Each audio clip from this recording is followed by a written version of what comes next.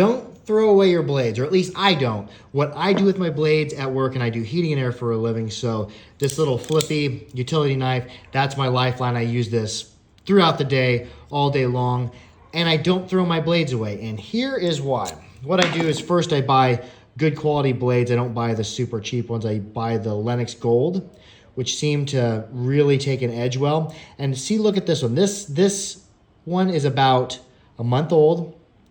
This one over here is about 7 months old. I pretty much wore it out. I've sharpened it so many times that I've sharpened it past where it's hardened.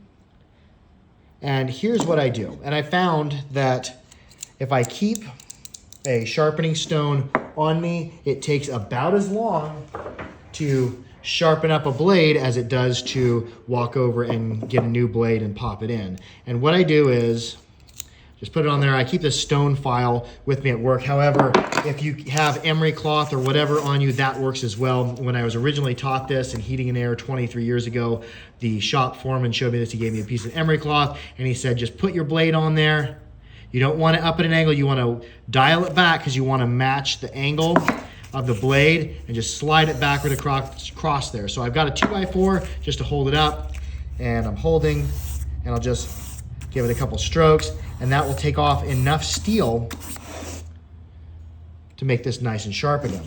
But you don't have to use emery cloth. You can carry yourself a little stone on you, give it a little rubby rub, and it's gonna freshen your blade back up, especially if you buy good blades made of good steel. Ooh, yeah, that's getting pretty sharp there. You try to match this angle here. Now you'll never completely do what they did from the factory because it's a hollow grind, so unless you have a wheel, a really fine wheel, you're probably not gonna match the hollow grind on it, but this will get it reasonably sharp for cutting. Like I do lots of cutting for insulation on refrigeration lines and stuff. And even this blade here, now this blade here doesn't take an edge on this side very good because it's just wore too far back, but let's just do some tests here.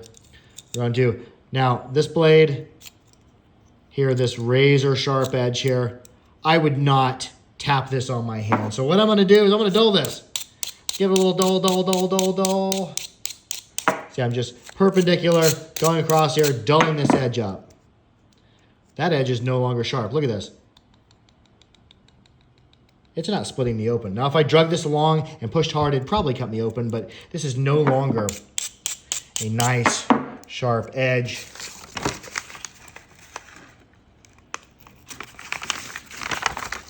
See if I can kinda, see that's not good.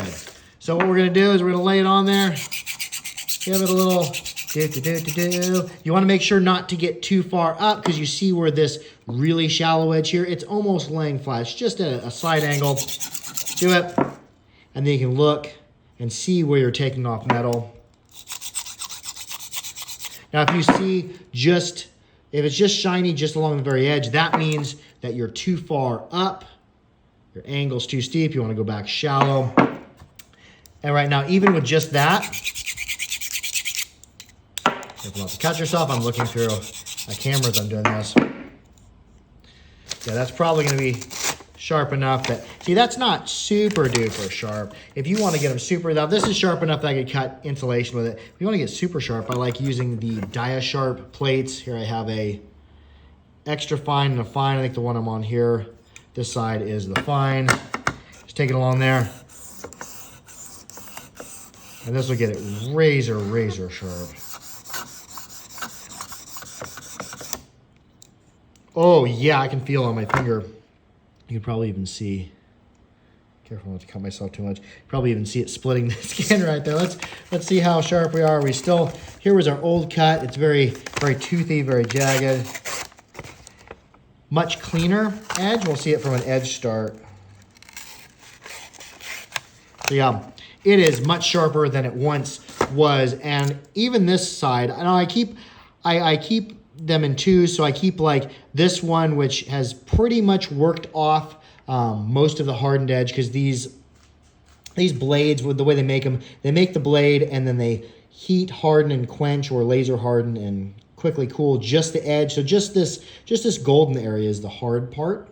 So once you get past the golden area, it doesn't really hold an edge as much anymore. But I'll keep my one good edge here, Boom, this is for cutting insulation, cutting the outside jacket of communicating wire, stuff like that. Stuff where I really need a really fine edge. Now, if I want to cut a shingle or cut into drywall or something that's just going to destroy the edge, I'll flip it over and use this one.